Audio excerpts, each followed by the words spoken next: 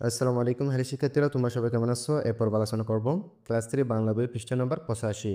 পৃষ্ঠা নম্বর 85তে এখানে আছে দেখো 5 নম্বরে বুঝে নিই। এখানে যেগুলো আছে, যে বাক্যগুলো আছে, এগুলো আমাদেরকে বুঝে নিতে বলতেছে। এখানে প্রথম আছে দেখো, উকি মারে আকাশে, মুখ বাড়িয়ে আকাশ দেখে, মেঘ ফুটে যায়, মেঘ ফুটো করে উপরে উঠে যায়, ফেরে তার মনটি, মন ফিরে আসে, মা যে হয় মাটি তার, তার কাছে মাটিকে মা মনে হয়। এগুলোর অর্থ হচ্ছে এগুলা, তোমরা এগুলো ভালো করে দেখে নিবে। 6 নম্বর এখানে আছে দেখো, বলি উলি কি। ক নম্বর প্রশ্ন আছে এখানে দেখো, কবিতাটির কবির নাম কি।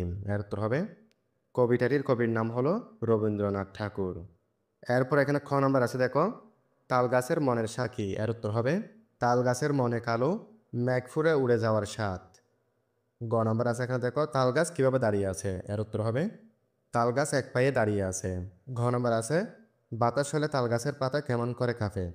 এর উত্তর হবে, বাতাস হলে তাল গাছের পাতা জ্বর জ্বর করে কাঁপে। ও নম্বর আছে, তাল গাছ মনে মনে কাকে মা ভাবে। এর উত্তর হবে, তাল গাছ মনে মনে মাটিকে মা ভাবে। তাহলে শিক্ষার্থীরা তোমরা একবার ভালো করে দেখে নিবে।